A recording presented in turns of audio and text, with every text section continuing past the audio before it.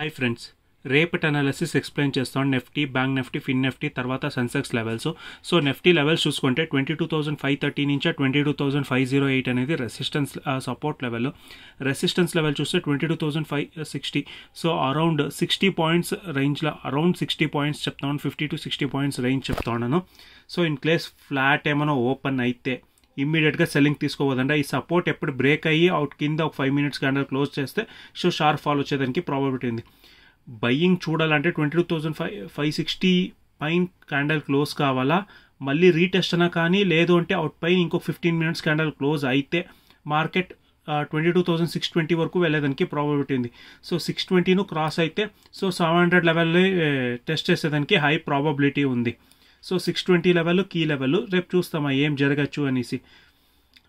ఈ zone full 22,557 నుంచి 22,508 ఈ zone full no trading zone. So ఇది చాలా కాంప్లికేటెడ్ జోను. సో ఇక్కడ ట్రేడ్ తీసుకుంటే ఆప్షన్ బయ్యర్స్ సో ప్రాఫిట్ వచ్చేదానికి హై ప్రాబబిలిటీ తక్కువగా ఉంది. ఐదర్ ఇది పైన బ్రేక్ కావాలా, కొద్దిగా మొమెంటం ఇచ్చేదానికి, కిందన బ్రేక్ అయితే కొద్దిగా మొమెంటం ఇచ్చేదానికి. ఈ జోన్లో మాత్రం ట్రేడ్ తీసుకోవద్దండ.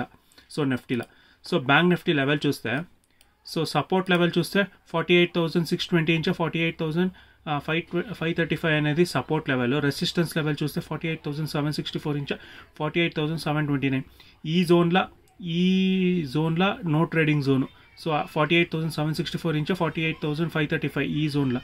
ఐదర్ డౌన్ సైడ్ అయినా బ్రేక్ అవ్వాలా, అప్ సైడ్ అయినా బ్రేక్ అయితే కొద్దిగా మొమెంటం ఇచ్చేదానికి ప్రాబబిలిటీ ఉంది. ఈ జోన్లో ఏమీ ట్రేడ్ తీసుకోవద్దండి. ఐదర్ సెల్లింగ్ అయినా తీసుకోవద్దన్నా, బయింగ్ ఆపర్చునిటీ తీసుకోవద్దా, ఆప్షన్ బయ్యర్స్కి నేను చెప్తా ఉండేది. సో ప్రాబబిలిటీ చాలా తక్కువ. సో ఫాల్ సిగ్నల్స్ ఇచ్చేదానికి హై ప్రాబబిలిటీ ఉంది ఈ జోన్ ఫుల్. సో ఈ 48,335 కింద 15 minutes క్యాండల్ క్లోజ్, ఇంకో 5 minutes క్యాండల్ క్లోజ్ చేస్తే ఇక్కడ నుంచే షార్ప్ మూవ్ వచ్చేదానికి ప్రాబబిలిటీ ఉంది. సో బయింగ్ చూడాలంటే 48,764 పైన క్లోజ్ అయ్యి మళ్ళీ వచ్చి రీటెస్ట్ చేసి హై ఎప్పుడు బ్రేక్ అవుతుంది అప్పుడే బయింగ్ ఆపర్చునిటీ చూడండి. సో ఒక మొమెంటం వచ్చేదానికి హై ప్రాబబిలిటీ ఉంది. లేదు అంటే మార్కెట్ కన్సాలిడేషన్ అయ్యేదానికి హై ప్రాబబిలిటీ. ఈ జోన్లో మాత్రం కొంచెం కేర్ఫుల్గా ఉండండి, ప్రాబబిలిటీ ఉంది. సో ప్రీమియమ్స్ అంతా వైపౌట్ అయ్యేదానికి ప్రాబబిలిటీ ఉంది. షార్ప్ మూవ్ వచ్చేదానికి ఈ జోన్లో ప్రాబబిలిటీ ఉంది. బట్ ఈ జోన్లో ట్రేడ్ తీసుకోకండి అంటే నేను నా సజెషన్ చెప్తా ఉన్నాను. సో చూసుకోండి మీ ప్రైస్ యాక్షన్ ఏమి చెప్తోంది ఏనేసి డిసిషన్ అప్పుడు తీసుకుంటే బెటర్. సో ఫిన్ నిఫ్టీ లెవెల్ చూస్తే, సో నేను ట్యూస్డే వీడియోలో చెప్పింది 23,077 కింద పైన ఓపెన్ అయ్యి పైనే క్లోజ్ అయితే మళ్ళీ వచ్చి రీటెస్ట్ చేసి హై ఎప్పుడు బ్రేక్ అవుతుంది. సో మొమెంటం ఇచ్చేదానికి ప్రాబిలిటీ. అట్లా కాలేదు, అట్లే మొమెంటం ఇచ్చి పైన క్లోజ్ అయ్యింది.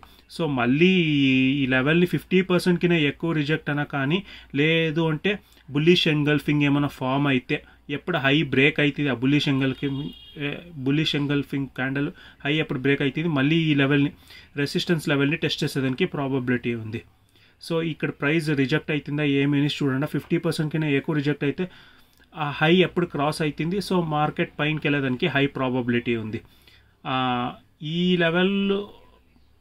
లెవెల్ దాటితే 23,194 బ్రేక్ అయితే, సో ఈ లెవెల్ బ్రేక్ అయితే సో 23,250 అనేది సో కీ లెవెల్లో. సో ఇక్కడి నుంచి మళ్ళీ రిజెక్షన్ తీసుకునేదానికి ప్రాబబిలిటీ ఉంది. సో ఈ లెవెల్ చూసుకోండి, లైక్ 23,250 క్రాస్ అయితే సో ఇంకా 300-350 పైన వెళ్ళేదానికి హై ప్రాబబిలిటీ ఉంది.